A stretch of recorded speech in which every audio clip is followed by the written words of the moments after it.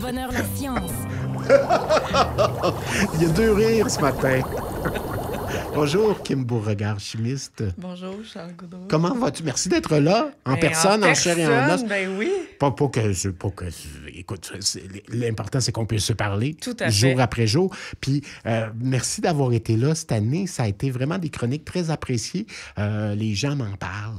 On aime ça, ce genre de chronique-là. Les gens aiment la science. Ben, merci de votre rétroaction et de votre curiosité. Je pense que c'est important. Moi, c'est... Puis, on célèbre ça avec un courrier des lecteurs. Oui! Des questions, en fait, Terminer non la pas des saison. lecteurs, mais Oui. des auditeurs et des auditrices. Oui. Des questions du public. Oui, avec grand plaisir. Alors, tu as travaillé très, très fort cette semaine. Oui, pour il y a trouver certaines des... questions qui étaient moins chimie, plus sciences globales, Oui. tu sais, biologie et tout. Peut-être sciences aussi. Ben Donc, oui, tout à fait. Moi, je suis des une bonne horizons. généraliste, donc je Voilà. me suis permis On se d'aller lance plus large. parce qu'il Et y en voilà. a, il y a du stock, là. Oui, on Alors, a sélectionné ça. Première question du... Oui, on a tellement sélectionné qu'il est possible qu'on en récupère quelques-unes pour ta première chronique à l'automne. C'est parfait, ça. On verra rendu là. Première question du public. Voilà. Iris et Jeanne de Longueuil, on les salue. Quand on parle pour de bonne qualité de l'eau, quand on parle de baignade, quand on dit que pour la baignade, la qualité de l'eau est bonne, est-ce que ça veut dire qu'elle est potable? Hein? Et comment c'est évalué? Potable, j'entends, j'imagine. On peut la boire. On peut-tu Ouais, la boire sans exactement. problème? C'est 2 façons d'évaluer au Québec, je parle, parce que c'est différent dans chaque province et pays. Mais au Québec, c'est 2 façons d'évaluer complètement différentes. OK. Souvent, pour la baignade, on va parler des coliformes fécaux. Ça va provenir souvent, là où ce qu'on peut se baigner, ça va provenir... Tu sais, des fois, l'eau de surface, elle provient de résidus d'agriculture ou est-ce qu'il y a des mammifères à sang chaud qui peuvent, veulent pas, mettre leurs besoins proches de la rivière ou du cours d'eau. Donc, c'est pour ça que le gouvernement va mesurer... Régulièrement. Oui, régulièrement. Bon, ça dépend où est-ce que c'est, là. Si c'est dans le fin fond de Ticlinclin, peut-être moins. Mais, donc, Mais les coliformes fécaux. le colis se rend là pareil. Oui, le colis est partout, hein. C'est une famille en soi. Donc, écoutez, selon On les salue, oui, c'est ça. Les dernières mesures, là, on parle, ils appellent ça les usages récréatifs permis. Ça, c'est la baignade. Il faut que les coliformes fécaux soient en deçà de 200. OK. Ça, c'est coliformes fécaux par 100 millilitres. Mais à cette quantité-là, cette concentration-là, on dit que l'eau est médiocre. Donc, si vous parlez d'excellent, c'est 0 à 20. Donc, ça, c'est quand même baignable. Mais quand on parle de potable, il y a beaucoup plus de choses qu'il faut regarder quand on veut boire l'eau. Il peut y avoir des métaux lourds, il peut y avoir des produits chimiques dans l'eau, il peut y avoir des médicaments. Donc, c'est beaucoup plus restrictif comme type d'évaluation et c'est pas du tout la même chose. Donc, dans le doute, s'abstenir, on ne remplit pas notre gourde dans le lac nécessairement. Non, exactement. Okay. C'est vraiment mieux pas parce que vous pourriez avoir des problèmes digestifs et même d'empoisonnement. Si par accident, se baignant, on avale de là, l'eau, quelques même si millilitres, c'est recommandable. on ne se fait pas vomir et on ne rentre pas à l'urgence. Okay. Là, mais tu sais, on fait attention. C'est pas les premiers soins, c'est pas le RPR. Là, non, c'est ça, exactement. Okay. C'est noté. Autre question, celle-là, donc, elle est de Colette, également de Longueuil, on la salue. Est-ce qu'on peut s'empoisonner en mangeant du pain avec du moisi dessus? Est-il encore comestible? Bien, c'est une bonne intuition, Colette. Ce n'est pas recommandé de manger du pain moisi. On va faire l'adage des différents types de nourriture. Il y a pas juste le pain qui est moisi, qui peut être dangereux. Oui, c'est ça, exactement. En fait, on a tous eu la tentation de gratter le petit coin moisi pour récupérer notre pain. On se dit, notre argent du même souffle. Oui, tout à fait, parce que des fois, avec l'humidité qu'on connaît au Québec, ça peut moisir très, très vite. En fait, les moisissures qui sont visibles sur les aliments, ce qu'il faut comprendre, tu sais, souvent, c'est vert, bleu, noir ou blanc. En fait, c'est la partie émergée du champignon. C'est comme un peu un iceberg. C'est pas les mêmes proportions, là, 10-90, mais le champignon est là. Ce qu'on voit, excusez si vous déjeunez présentement, le vert, le petit morceau de moisi, ce n'est que... Le bout de l'iceberg. Okay. Parce que les ifs en dessous, là, les racines qui peuvent aller très, très loin si la nourriture est molle ou spongieux, ben oui. Donc, c'est pour ça que même si c'est une seule tranche qui est moisie, la recommandation, surtout si vous êtes sensible du système digestif, c'est malheureusement de mettre au compost. Quand même, on ne veut pas le jeter, on le met au compost. Ou on ne le donne pas aux oiseaux, c'est pas bon pour les oiseaux, mais vous comprenez. On fait des cataplasmes. Exactement.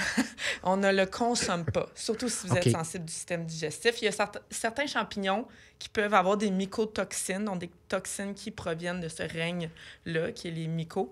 Et puis, on on veut OK, pas. donc les parents font ça, hey, faites pas difficile, on l'enlève puis on le mange. C'est pas toujours une bonne idée. Non, tu sais, on s'entend là, puis la recommandation, on veut récupérer notre fromage, c'est pas juste une petite slice qu'il faut enlever. Idéalement, c'est un bon 2 cm. Donc, si votre fromage fait 2 cm de large, c'est à vos risques et périls. Bon. Mon père disait le fromage, ben c'est meilleur. Dans le fromage bleu, oui. On s'entend, dans le fromage bleu, on utilise des champignons pour le faire fermenter, mais c'est une race de champignons qui a été contrôlée en laboratoire, qui ne crée pas de mycotoxines. OK, puis le kombucha, puis tout ça, c'est pas du champignon, c'est un autre truc. Écoute, ça, c'est des produits fermentés comme le kéfir, le kimchi, la choucroute. Ça, c'est des bons ferments, mais encore là, si dans le produit qu'on achète, on voit qu'il y a des nouvelles couleurs qui se mélangent... On touche pas à ça. Et voilà. OK, c'est noté, merci. Kimba. Tu vois, moi, je disais, un instant, on enlève ça, puis la vie est belle. On parle de prise de médicaments maintenant. C'est, quelqu'un qui habite la même ville que moi, de Saint-Bruno, Michael. Est-ce que c'est vrai qu'on ne peut pas prendre nos médicaments avec du cola, même si c'est juste des aspirines? Mais écoute, c'est une excellente question, surtout pour les gens qui trouvent l'eau plate trop plate. Il y en a des gens qui boivent pas d'eau, en règle générale. Mais ce n'est pas recommandé pour certaines raisons que je vais vous expliquer. Même chose, si on aime ça, boire, on ne le recommanderait pas. Boire notre médicament avec une petite bouteille de bière ou autre alcool, ce n'est pas une bonne idée pour plusieurs raisons. Bien, premièrement, notre médicament, si on le prend, c'est pour... parce qu'on a un problème de santé. On veut atteindre un certain effet. Mais si on prend de l'alcool ou un cola qui peut contenir justement beaucoup de sucre, de l'acide, du phosphore, bien, en fait, ce qui va arriver, c'est que le médicament dans notre système va être moins bien absorbé. OK. Donc, l'eau permet une meilleure absorption. Bien, l'eau, en fait, c'est que c'est le liquide par excellence dans notre corps naturellement. Donc, on ne change pas le pH du médicament. Tout va mieux dans l'estomac. Tu sais, c'est comme si on met... Tu sais, là, il y en a qui font des mauvais mélanges dans des parties quand ils boivent des trucs. Bien, imaginez-vous que si vous faisiez un mauvais mélange avec votre médicament, en plus que vous pouvez mal réagir dans votre estomac, bien, vous empêchez le médicament d'agir selon ses effets optimaux et ça peut même créer des effets secondaires. OK. Parce qu'il y a certains médicaments qui donnent la somnolence. Imagine si on met de l'alcool par-dessus ça, on exacerbe la somnolence. Puis ça peut être aussi des palpitations si on combine des stimulants, si on prend un petit... tu sais, ces boissons énergisantes qu'on saurait nommer, il y en a tellement partout maintenant. Bien, si on prend, par exemple, un produit qui est un psychostimulant avec un produit qui contient beaucoup de caféine ou un... Et là, on peut avoir des palpitations, faire des crises de panique, se ramasser. Donc, ce n'est pas recommandé. De l'eau. Le mieux, c'est de l'eau. Écoutez, si vraiment vous aimez pas l'eau, mettez des petites gouttes de quelque chose qui donne du goût ou une eau qui est aromatisée.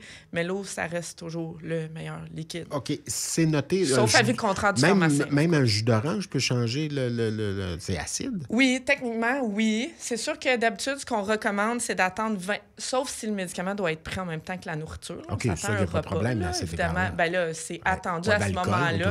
Oui, c'est ça, exactement. Mais tu sais, il y a des médicaments qui irritent l'estomac. En plus, on met de l'alcool qui irrite. Donc, tu sais, il y a certains médicaments, sauf avis du pharmacien ou de la pharmacienne, qui vont dire « Ah oui, il prend ça avec tel quelque chose. » Mais d'habitude, c'est 20 à 30 minutes avant ou après avoir mangé. J'avais une fille dans ma classe au secondaire 3, elle dit « Moi, je prends de la liqueur avec mes pilules, là, puis avec des aspirines, puis je saigne du nez. » Puis j'adore ça. Fait « Ah, OK. » Ah bon? C'est une façon de voir la vie. Oui, je la salue, je ne sais pas si c'est encore tout ça. Bravo, j'adore votre émission et les chroniques de Mme Beauregard. C'est Louise... de Montréal. De Montréal, de Carufel. Louise de Carufel de Montréal. Que se passe-t-il quand on fait une insolation? Tiens donc. Premièrement, merci Louise pour vos bons mots. Oui, une insolation, c'est une forme... OK. Si vous avez un vieux téléphone cellulaire, vous allez savoir exactement ce que je parle. Votre corps, quand il fait une installation, c'est exactement comme quand on laisse un vieux ou un nouveau, là, parce qu'il y en a qui ne sont pas très bons, au soleil, il fait très, très chaud. Vous essayez de vous en servir, puis lui, il a décidé qu'il tournait en mode arrêt live. Là. Il vous avertit même pas. C'est un peu la même chose pour le corps. Okay. Quand on fait une insolation, les gens pensent que c'est juste le soleil. Mais en fait, ça peut être un effort musculaire exagéré en termes de chaleur. Ça peut être une déshydratation. Donc, faites attention à tout ça. Je salue mon ex-conjoint là, qui travaille dehors très, très fort en pleine canicule. Puis souvent, je sais, il en faisait souvent. Oui, c'est ça, exactement. Ouais. Donc, ce qui arrive, c'est que le corps n'est plus capable de réguler sa température. Et là, il va faire une hyperthermie. Donc, au lieu d'être environ à 37 degrés Celsius, où est-ce que nos fonctionnements, nos organes, nos cellules vont fonctionner très, très bien, là, tout va devenir plus chaud. Vous dites 3 degrés, il n'y a rien là. Bien, 3 degrés, quand c'est un paquet de trucs qui fonctionnent, c'est énorme. Et là, bien, vous allez devenir rouge, une petite boule de chaleur, vous n'allez pas vous sentir bien. C'est pas juste de l'eau, c'est pas juste une manque de l'eau. Non, pas du tout. Ça peut être plusieurs facteurs. Okay. Rappelez-vous, on pourra en parler avec le facteur humidex, mais c'est pas juste la température externe qui a un impact. C'est les efforts que vous allez faire et votre niveau d'hydratation. Plurifactoriel. Oui, exactement. Et si vous êtes fatigué, c'est pire. Puis, si on est fatigué, c'est pire. Bien, la fatigue, parfois, elle amène le corps à se réguler moins bien. Puis en plus, bien, on va moins penser à s'hydrater. Tu sais, c'est plus un facteur comportemental. OK. En fait. Mais Kim, si on prend du Gatorade ou tout ça avant, ça peut-tu aider à être plus dans l'effort en grande chaleur? Je pense aux gens de la construction, entre autres. Oui, c'est juste qu'il faut faire attention. Maintenant, il y a des super électrolytes, puis là, je mets des guillemets dans ce que je dis parce qu'il y a des compagnies qui vont ajouter énormément de vitamines. Et là, on peut faire une surdose vitaminique qui n'est pas nécessairement meilleure. Il faut faire attention. OK. C'est pas toujours mieux. Essayez d'alterner eau, électrolytes. Puis, tu sais, c'est sûr que si dans vos boissons que vous prenez, il y a énormément de sucre, pardon, faites attention aussi parce que le sucre, ça va faire des pics d'hyperglycémie, hypoglycémie. Donc, on ne veut pas ça. Non, exactement. Okay. La boisson de prédilection reste l'eau et ensuite, on peut compléter là, avec quelques boissons électrolytiques à travers c'est noté. Une petite dernière question qui est tout à fait de saison. C'est une madame de la Prairie, Julie A. Cummings, qui nous pose la question, d'où vient le facteur humidex? Comment c'est compté?